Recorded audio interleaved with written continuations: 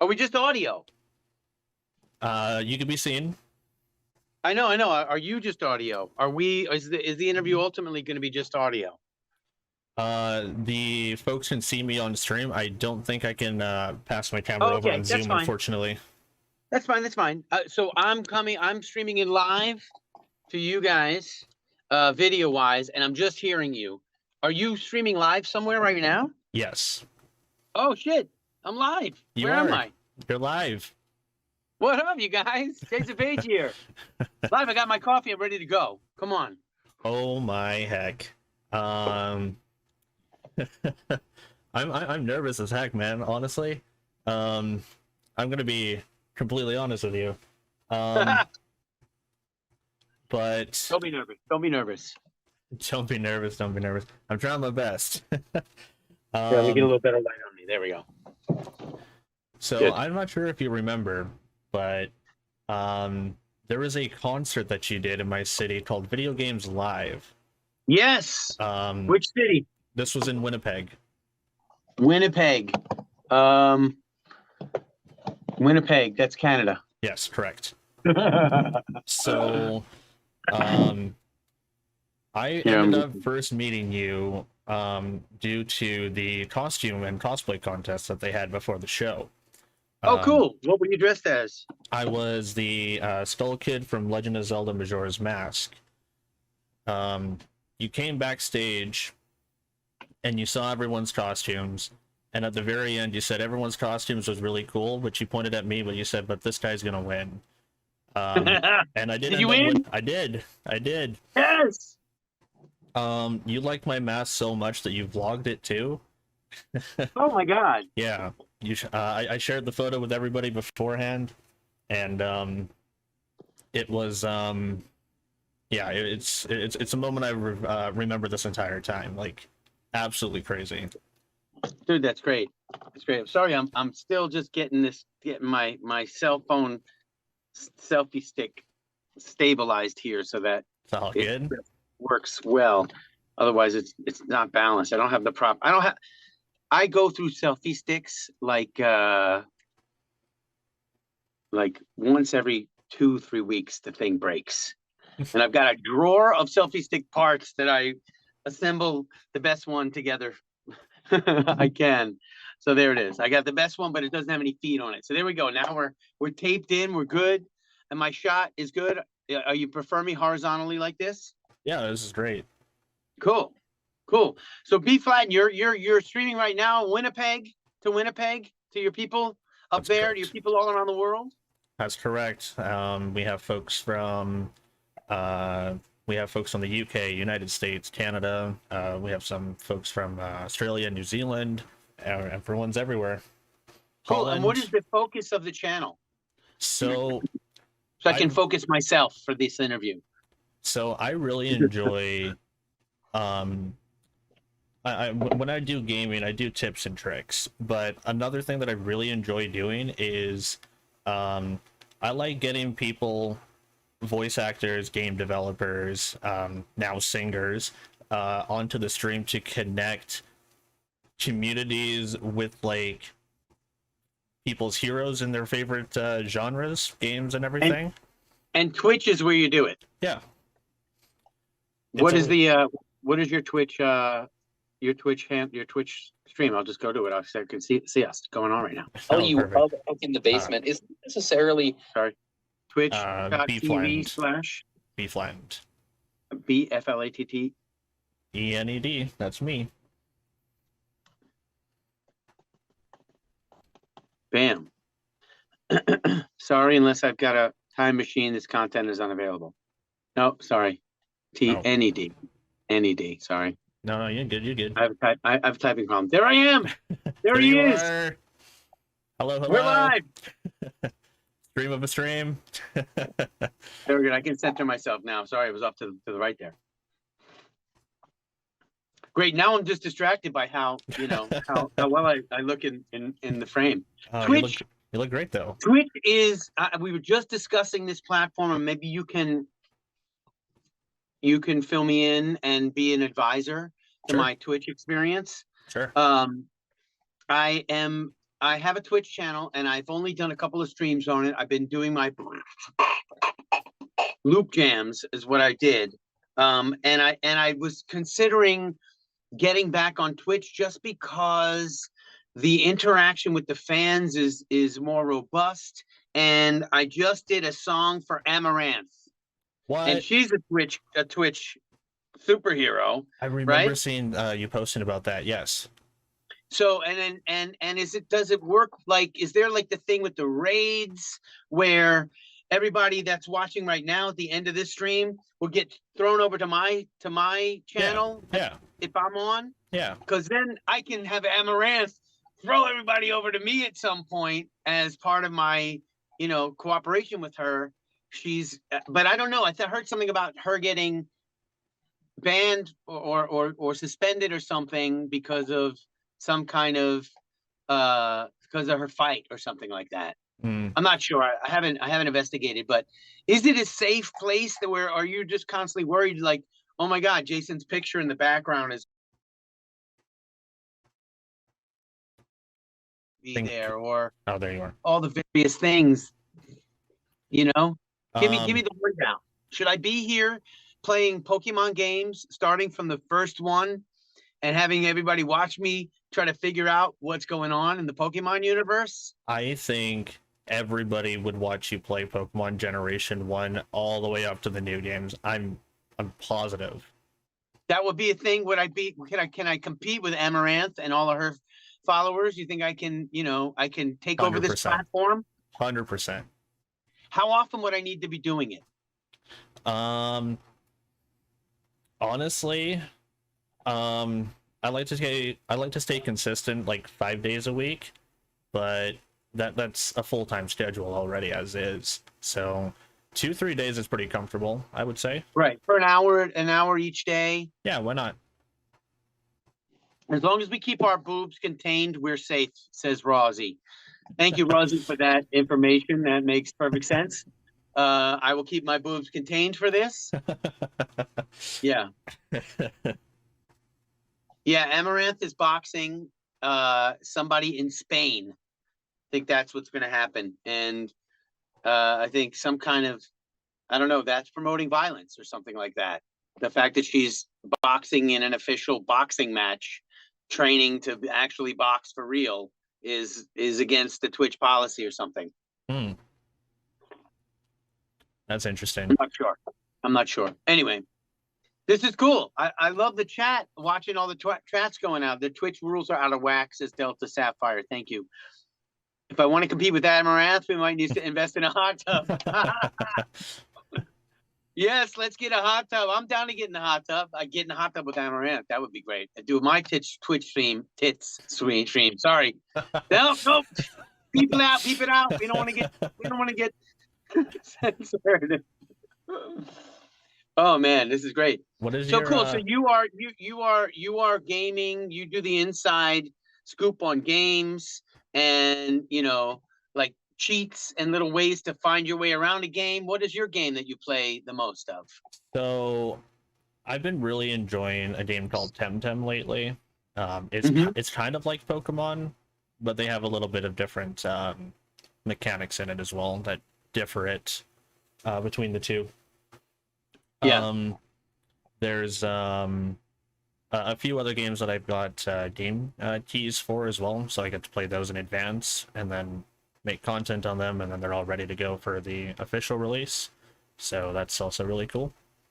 Wow, that's great. Yeah, it's a lot of fun. I'm trying to follow you, and of course, I can't follow until I'm signed in, and that is a extremely difficult process. But it seems like everyone was asking for your Twitch username. I think everyone wants to follow you. Yeah. I got to do all these things. Oh, they're gonna send me a. I couldn't even do my. Yeah. Maybe that'll work. Sign up. No, log in. Oh, there we go. All right, good. That should be easy. Oh, the password's incorrect. Don't tell me that. These password things, every single time I sign into this thing, I'm wrong. But I'm not gonna do it. I'll do it afterwards. I'll follow you. Yeah, sure. It's Jason Paige. Jason Paige Show. Jason Page Show. Okay. Yeah. Can we get a mod to type that in chat? Actually, that would be excellent. Yeah, and confirm it by going there and making sure before. Maybe maybe do the backslash shout out so that it appears in top of chat if I'm allowed to do that. That way everyone can just follow right there. That'd be perfect. Thanks, folks. Cool. You got people working for you. This is great. Yeah, it's awesome. How many moderators do you have? I think we have 6 now. I think we have Cool. 6 now. Yeah. Wow, dude, that's great. That's great. So how many moderators does Amaranth have? Oh God. Probably. I want to say double digits for sure. And what are the benefits of that besides being able to get in the hot tub? You know, I should be a Amaranth mod to find out. I'll let you know. All right, I think I got my password.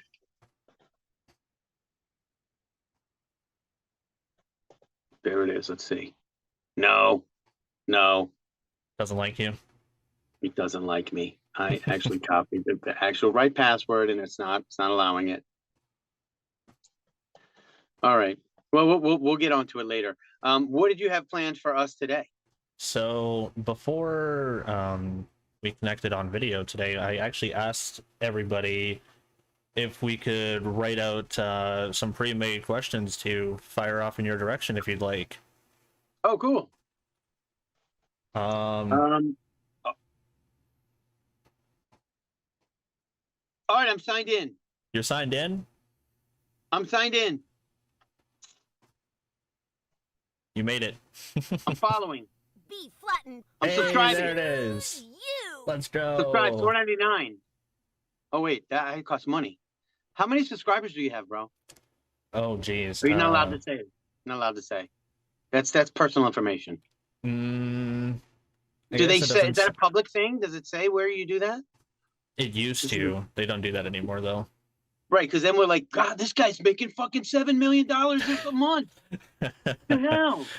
Oh, he doesn't sit there and show people video games. What's going on? An awesome No. coffee mug. Yeah, the Java. I just got a new coffee machine, and it's excellent. I do have a Jason Page mug that I almost broke out for this. I think I need to buy that. So, dude, you've got Amaranth in your tags here. Yeah. Why is that? Because you knew that I had something to do with her? Well, I do actually know that, but oh no, everyone's gonna laugh at me for this now. You're putting me on the spot for this. So Twitch has this thing where they have impressions like every other social media, right? Right. And whenever you type in one of those keywords, Twitch will gather up those impressions and it'll recommend streams to other people. So if, for example, someone types in voice impressions, it'll say people who look up voice impressions also watch this person. So it's kind of like an algorithm to search things Yeah, up. it's an algorithm thing. You're Yeah. gaming the algorithms by putting the things in that are relevant, but also Not directly relevant, but also relevant at the same time. Yeah. right. Once removed, and those one removed people that are around the periphery have lots of people, and of course she's one. I'm once removed from Amaranth, and she's got all kinds of people. She's got the most people, I think, on this whole platform, right? Yeah. and that drives them all to you. Pretty much, yeah. To this right here. Maybe Amaranth is actually going to jump in. I should text her. Yeah, did you let her know? I did not. Hold on, I have to go vertical for a second. It's not going to mess anything up, is it? Well, I'll be able to see. No, it all switched over for you automatically. There it is. All right, let me see what happens. I'm clicking out of Zoom for a second. I'm gonna send a text just to say I'm getting interviewed on B Flatten right now. You can tell her to raid me too. And to raid you, right. Yeah. Raid us. Yeah. Where is she? Oh, there we go. I pledge allegiance Yeah, exactly. To the band. He's gonna say, "Who is that guy?" Of B flattened.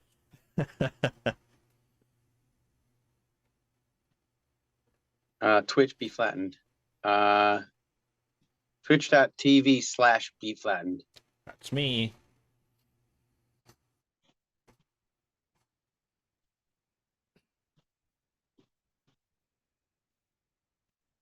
All right.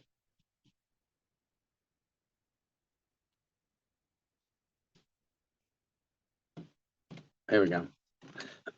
Back to this. Welcome back. Welcome back Back to the horizontal. to the horizontal. The horizontal. All right.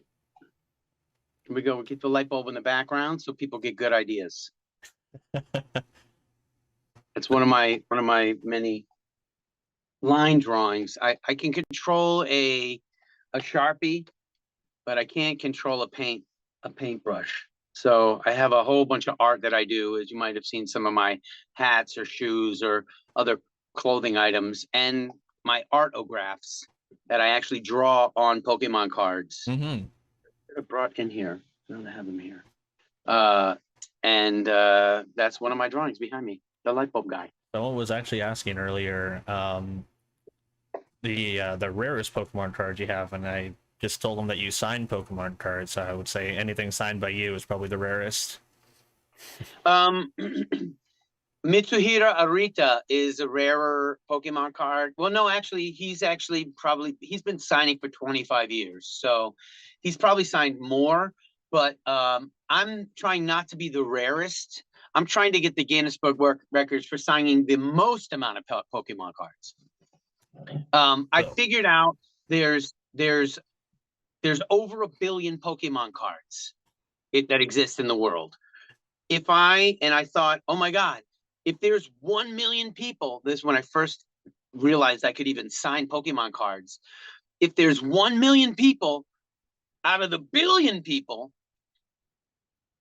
that want a Pokemon, it's 1/100th of 1%. I think that's what that is. 1 million is 1/100th of 1% of 1 billion.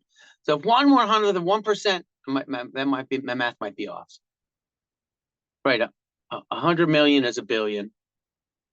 No, 1,000 million is 1 billion. And anyway, 1/1000th of 1%. The light bulb's helping us out here. The light bulb's helping me out. Basically, whatever it is. If 1 million people want a Jason Paige autograph, and I first did this, my autographs were $25. That's $25 million in autographs. And I thought, oh my God, this is crazy. There's got to be 1 million people that want a Jason Paige autograph. I put the cards up on my shop, and I thought, oh my God, I did the math, and if I spent every day from 9 to 5 signing cards, I could be able to sign maybe 500 a day, and that's maybe 5,000 a week. And then if you extrapolate that out, and I don't do anything else, I don't go anywhere, I don't travel, I don't have any life, it takes me about 10 years doing nothing else to sign the 1 million cards. And I was like, I can't spend 10 years of my life sitting here signing cards. That's no way to live my life. So anyway, I don't feel like I would exhaust the amount of cards that I'm signing, because even if I signed 1 million cards, it would be a very small percentage of the amount of cards that are out there, a very, very small percentage of the Pokemon fans. We know there's 1 billion people that downloaded Pokemon Go. There's 2 billion Pokemon fans, and there's more every day. And they're getting their kids into the OG songs as well. So I have a long way to go until my autograph is overused on cards, because it's not about the rarity of the autograph. It's about the energy that is put into the card for the person and their personal nostalgic experience that they're having with this card. Even if it's not a valuable or rare card, they're combining it with the experience of the song and my performance of the song. Yeah. Increasing the nostalgic, the internal, the emotional value. So it's not even a financial thing. I want to sign these cards, and I do a lot of free cards signing when I'm at events often. And I give massive discounts to people who have communities. If they want to buy cards, they can get the cards for half off if they buy bulk amount of cards. So I sign a lot of cards for not a lot of money to stores and to other communities that have people that want cards, because I want to transfer that value onto the cards. The more you buy, the cheaper they are. So it's not about the money, it's about the volume, which is interesting because I'm not trying to be a rare autograph. I'm trying to be the Guinness Book of World Records of most autographed cards by Jason Paige, so that the value can be there for people and kids and that are discovering the song for the first time, and people that have lived their whole lives with these lyrics in their head, with the melodies in their head. When they wake up in the morning, I want to be, they hear it in their minds and they live it in their lives. So if I can contribute to amplifying that greatness, I'm going to do whatever I can to do it. So tell your friends, if they want discount autographs, they can email me. They can buy 100 or more. 150, it goes down to half price. And more than that, it goes down even less than half price. So I was just in a European store tour, and every store that I went to bought the half price autographs for all the people that couldn't make it to the store to see me, and for their collections that they're selling in the store for way more than double the price of my autograph, because they'll have me sign a $100 card that sells for 150 or 200 with the autograph. So they were making lots of profit. So if there were any people out there that were also, resellers, I encourage it. Make money off of it. Make more money than I'm making off of it. Make way more money than me. Inspire the ecosystem. Inspire people's hearts and their nostalgic connection to the card and the autograph and what that does for them. And get out there. Anyway, sorry. You've got some questions. Can we buy songs? Yes, you can buy a little bit of a song on my Cameo, or on my Cameo product on my website, where I'll just sing a little snippet of something for you. Or if you want an actual fully produced song, you contact me by email, and email link is on my website, and we do a negotiation on the song that I'm producing, just like I'm doing with Amaranth, and the song that she's got that's fire and is going to be incredible for her.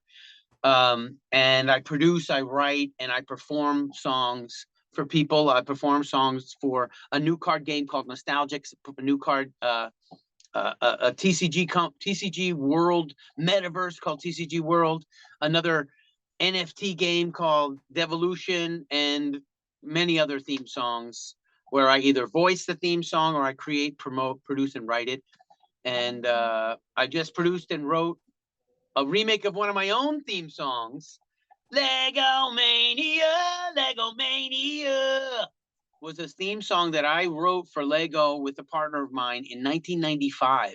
And the nostalgic version of a full 2.5-minute version of it is going to be released next month. And Lego communities are going to go crazy over it. Anyway, Love that so I'm much. looking in the chat. I'm going to ignore the chat because there's so much cool stuff going on there. I'll just get caught up in it. You've got an agenda, and I don't have all day, but I've got a little more time than I initially had. So, oh, that's awesome. So someone was asking if you could do a collaboration with another writer singer. First one that pops into your head, who do you think it would be? Ed Sheeran. Nice. I don't know why it popped up. I think he did some kind of post. There was a Pokemon post, and I didn't know he was a Pokemon fan, and I thought, oh, that's cool. Maybe I'll reach out to him. I have a dream of doing a Pokemon celebrity edition at the end of the year, and if you guys have any suggestions of all of the celebrity Pokemon fans, I just saw a video and I actually did a little harmony on it on what's his name? Guitar player dude. Oh my God. I feel so bad that I forgot his name now. He was an American Idol or a British Idol or a Britain's Got Talent guy, and he won, and now Oh, he's all over the place. Blonde hair dude with amazing energy. I can't believe I'm forgetting his name. I It's know who really you're awful. talking about too. Um, I'm gonna click on to Instagram just to get it because that's really stupid of me to not know his name. But now we've got it on film that I forgot his name. We can edit that out. It's okay. Yeah, just edit that out.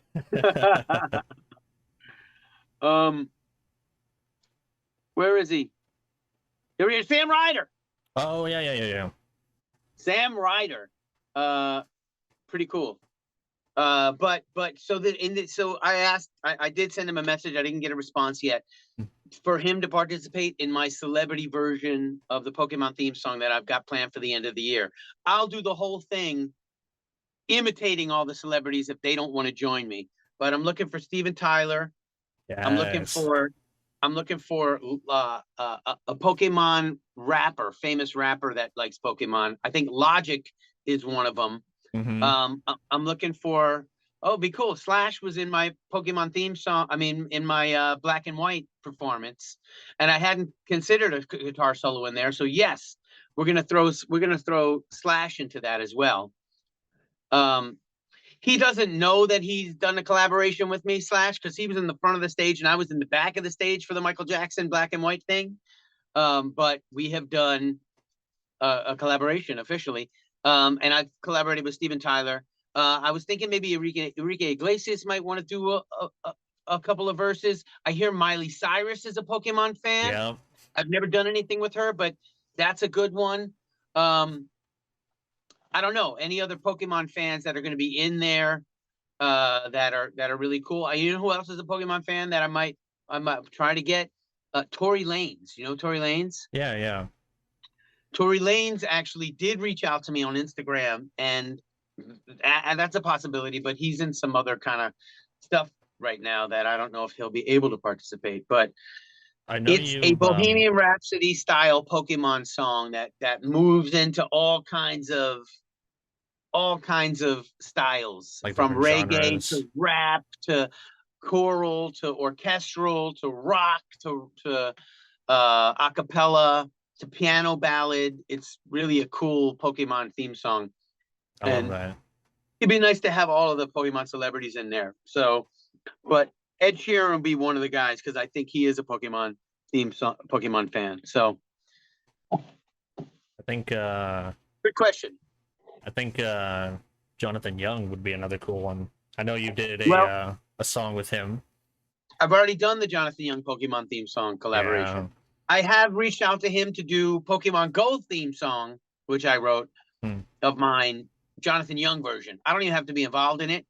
I just want him to cover it. And I want him to cover my Ash Last Goodbye song as well. Yeah, I heard that. Oh my gosh, that was broke my heart. Tearjerker. Yeah, broke my heart. Yeah, definitely a tearjerker. We did actually have a question on that. What is your sort of like thought process on Ash leaving the show? 25 years, you know?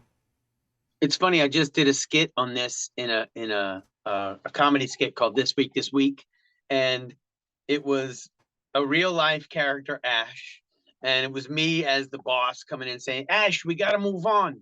These anti-aging drugs aren't working. The plastic surgeries, the hormone blockers. Your age is starting to show through. You've been 10 years old for the past 27 years, and they're not buying it anymore. He's like, oh no, what do you mean? You're firing us? Like, yeah, well, you know, this Pokeball apartment that we've got you living in that keeps the climate controlled so that you don't age, it's not working anymore. You got to move on. You got to grow up, maybe grow some facial hair, grow some pubic hair, get a girlfriend, get a boyfriend, get a day friend, whatever you want. You can get out there in the world, have a drink, go to Burning Man, live your life, smoke a joint. Come on, kid. I mean, guy, grow up. Anyway, so I think that's actually going to be the narrative of fan-based Pokemon creations. I already saw a fan-made Pokemon episode that was like, it looked as good as a real Pokemon episode. The way that people can independently and individually do things now doesn't take a huge corporation. They can do it in their bedrooms by themselves and make an entire Pokemon episode and probably use AI bots to do the voices so they don't have to hire Sarah Natochenny or Veronica Taylor.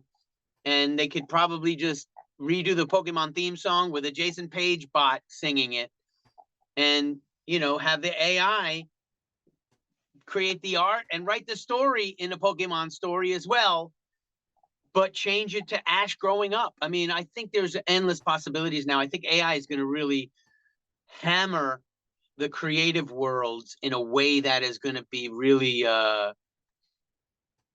interesting. It's going to be hard for people to catch value, to create value, because the AI is going to do so much of the work that humans were doing. Mm-hmm. And this pattern that's happened before. We don't have to travel all across the world to meet each other. So we don't have planes and trains and automobiles. We're meeting each other right here, and all these people don't have to show up at a venue. So it took a lot of jobs away to have this interview be on Twitch instead of a live venue. So it's just going to keep happening like that. You can create music, art, and media with these tools and create a lot of value without a lot of employees. So, but I think that's what they're going to be creating.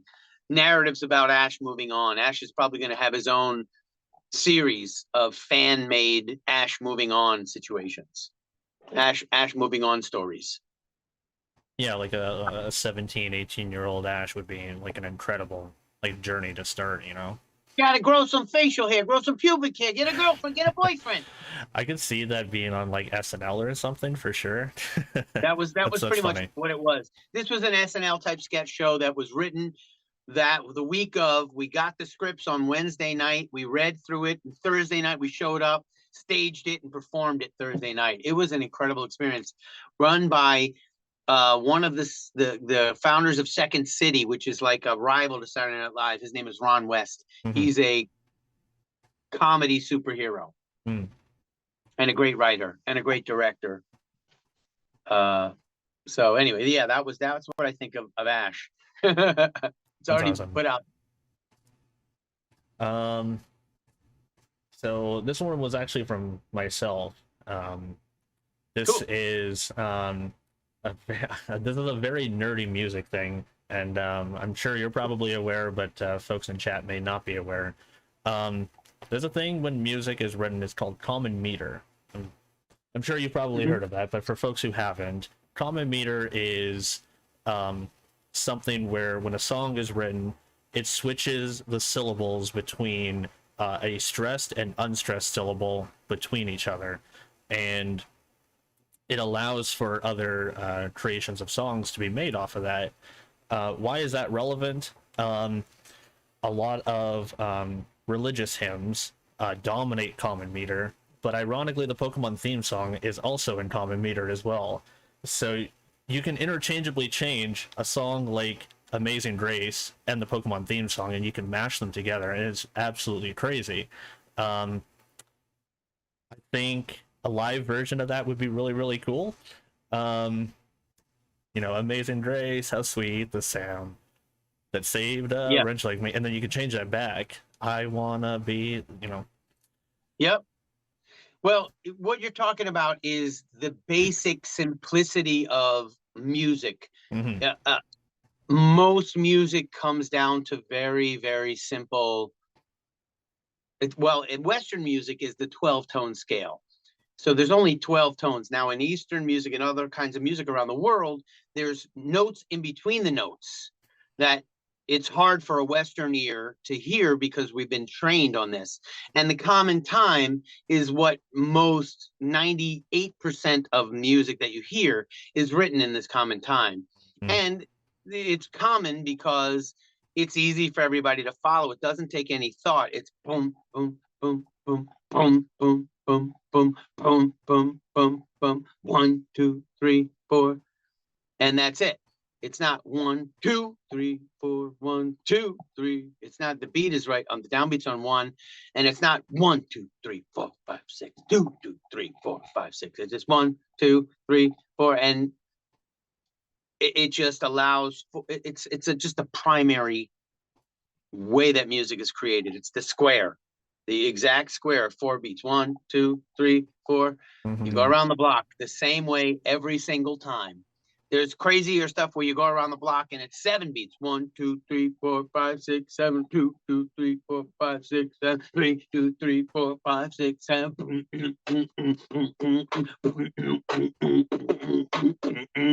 And then it gets kind of crazy. But with the common time, everybody knows what's coming, everybody knows what's happening, and it's the most common because it's the most easy to understand. And when you hear all these mashups, it's just evidence that you're basically looking at the simple. I kind of say it's like in music, most of the things are the same. Just like in a restaurant, you've got a plate, a knife, a fork, and a napkin. Almost every song has those same things. It's the same plate, knife, fork, and a napkin. And the food is usually the same as well, with a little bit of difference. It's a meat, a starch, and a vegetable. And maybe there's a little bit different spice here, but it's usually just salt and pepper. It's like music is almost all the same. And any song can be mixed with almost any song, and it all works together because it all fits on that plate with the fork and the knife and the napkin. You know, unless you get into the East and they're using a square thing with the chopsticks, you know, and they're dipping into, you know, it's sushi and it's in a roll. That's a little different, but in their world, it's all the same, and they can make sushi out of anything. So it's basically sort of what you're used to. And in the Western world, it's common time, and it's the 12-tone scale. And within the 12-tone scale, it's usually only 3 chords that get used: the 1, 4, and the 5. And all the chords, all the songs are built around these 3 chords. You can play 90% of the chords. I think Ed Sheeran actually has a video about that as well, about him playing all of the songs with, you know, on one of his albums, just going in with the same 3 chords. It's pretty incredible. I love that breakdown, by the way, and thank you for that. You're welcome.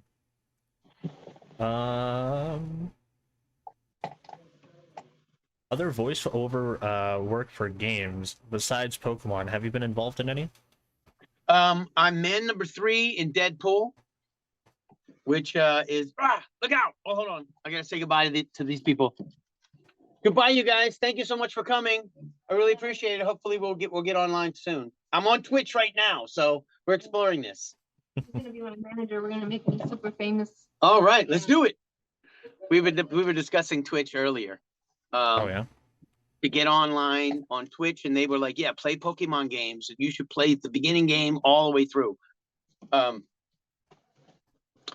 So wait, what was the question again? Voiceover work for other games besides Pokemon. Elite Beat Agents. Elite Beat Agents. I sang. Kid bad and you don't know why, going out of your head. That walkie-talkie man, kid bad and you don't know why. It's pretty much the theme song of that game. They used it in commercials, and it's a great song within the game. And I also did Jamiroquai's what's it called? Whatever the Jamiroquai song is in that game. And I sang on a Chicago song in that game as well. But besides those 3 games, there's the NFT game called Devolution that I wrote and performed and produced, but that's not in the game. That's just their theme song of that game. What other games have I done stuff for? That's all that comes to mind right now. Of course, Lego Mania is a game. Lego is a game, and I sang the Lego Mania theme song, but they didn't use it in their Lego games. But I just found out there's a whole bunch of Lego games, so maybe they'll use my new Lego Mania theme song in the new Lego games. That'd be amazing. And I wrote a song for the Pokemon Go game. That is the unofficial Pokemon Go theme song, which is Go, Pokemon Go! You can find them everywhere. It's a really great song. It goes hand in hand with the theme song, but it's modern and cool and really works well. I would have asked Jason if it ever feels limited to only be related to Pokemon and such. No, like I said, I'm related to 1,000 other things, except many of them are uncredited. One of the skits I did in my show that I did a couple days ago was basically me at a Comic-Con, there for Pokemon, and everybody that comes up isn't about Pokemon. They're all about everything else. The first person comes up and I'm like, "Hi, gotta catch 'em all, Jason Paige. What's your favorite Pokemon?" And they're like, I'm here because you sang the song, my favorite sandwich, Subway, eat fresh. Will you sign my sandwich, please? And then the next person comes up and they're like, "Thank you, sir. You really inspired me and my brother when you said, be all that you can be." He enlisted in the Army. Unfortunately, he died from friendly fire, but I survived my duty. And thank you so much for doing that. And the next guy, he's like, and his mom was like, he got a Lego stuck in his throat, but he's a Lego maniac and listens to your Lego song all the time. It's all these people coming up. And then I sang, do, do, do, do, do, always Coca-Cola. And the best part of waking up is Folgers in your cup. On an old Folgers jingle, and I've done Barbie, and I've done tons of things, and I sang with Michael Jackson, and I'm on Meatloaf's album, I'm on the Scorpions album, I'm on Foreigner's album, I'm on Enrique Iglesias's album. I've just done tons of other things. So yes, I'm known for Pokemon, but there's so many other things that I've done in my 18 years of not doing any Pokemon. From 1998 to 2016, I never even sang the Pokemon theme song, except for an online parody I did for Ron Paul, who was a Republican candidate who was catching all the delegates, and I went, "Ron Paul, gotta catch them all." But besides that, I had never sung the Pokemon theme song anywhere. And in 2016, Pokemon Go came out. People started playing the Pokemon theme song on Spotify and all the streaming platforms. It was downloaded all these record number of times. It spiked. And because it spiked, it made the news. And because Pokemon Go made the news, people wanted to know what I was up to. And I popped out of the Pokeball, and somebody said, invited me to a Comic-Con. I'm like, "What's that? Comic-Con?" I went to the Comic-Con. I was like, "Oh my God, there is a world of Pokemon fans that want my autograph and want me to perform." And all of the things that I said in the beginning of the interview, that I can really add value by participating in the Pokemon ecosystem that I didn't really know existed. And of course, has grown since 2016.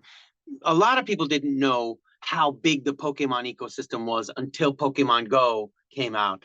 And then tens of thousands of people crowded the streets and were like, "Oh my God, you too, you too." It was like a secret that people were keeping in their hearts, that Pokemon Go allowed to be a public secret.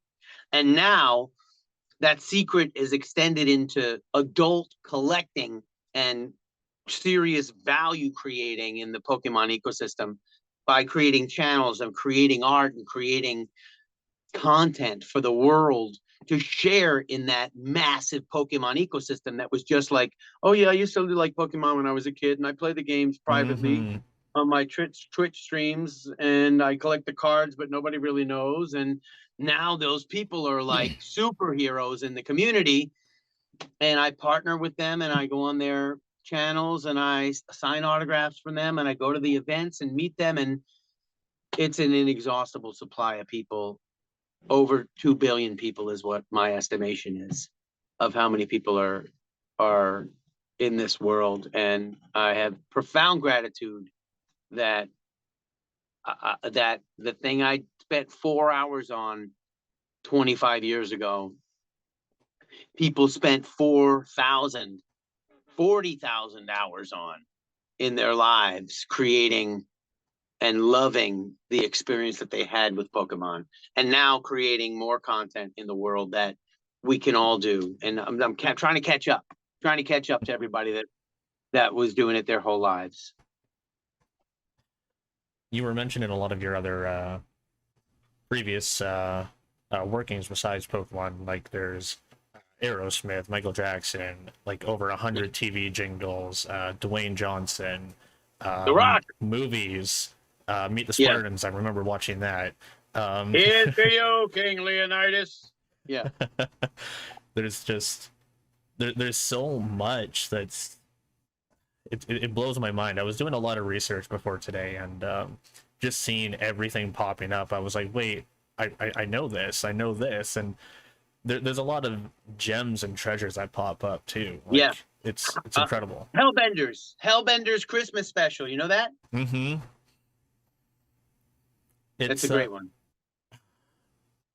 And I was watching a lot of the sound alikes on YouTube as well. Like a lot of those impressions are spot on.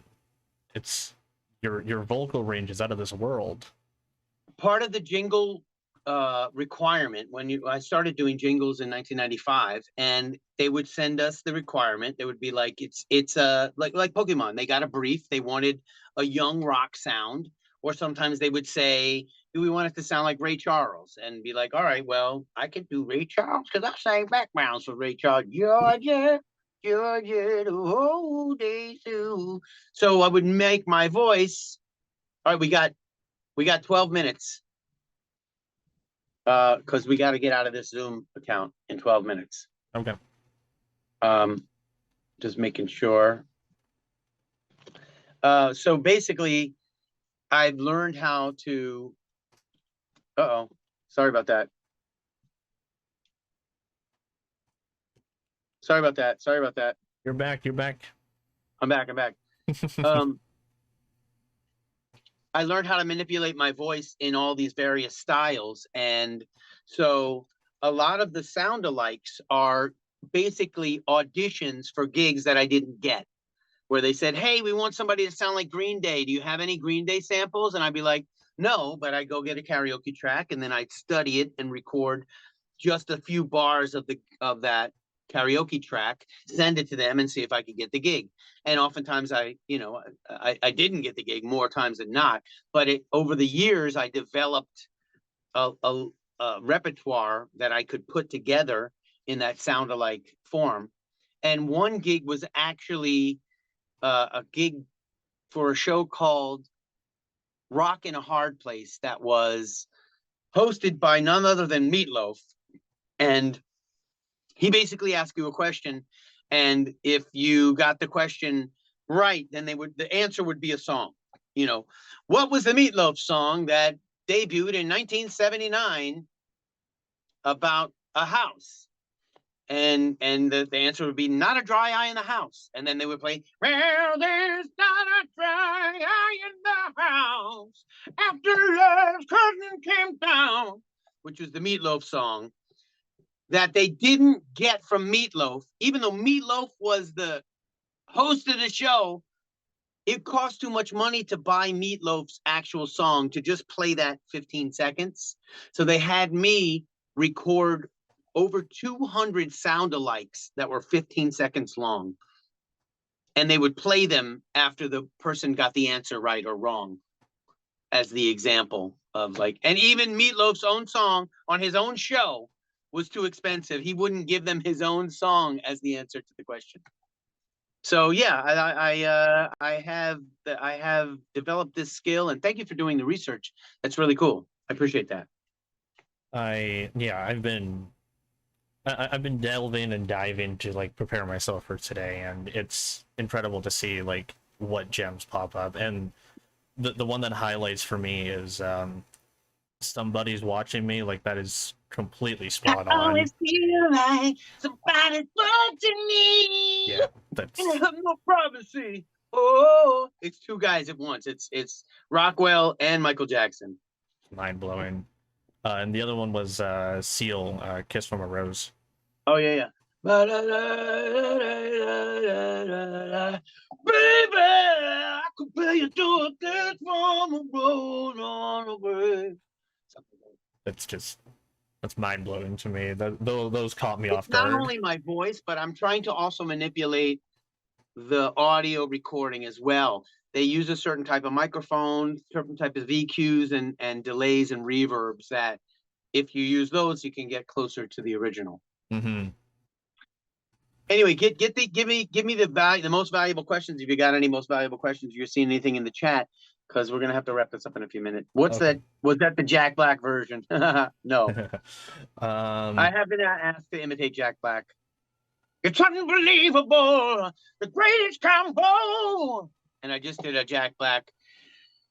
Pika, pika, pika, pika, pika, pika, pika, pika, pika, pika, I, Joe.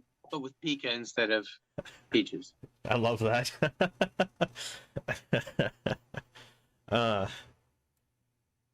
We're gonna need a full version of that. I hope you know. I haven't listened to the whole song, but yeah, I think that's a good thing. And then it just goes Charizard, no, no, no, Charmander, no, no, no, no, I choose you. Something like that. And then is there more? There is. That's pretty much The it. It whole- was just the 2 verses. Yeah, that's what I It was thought. very short, like a minute and a half, maybe.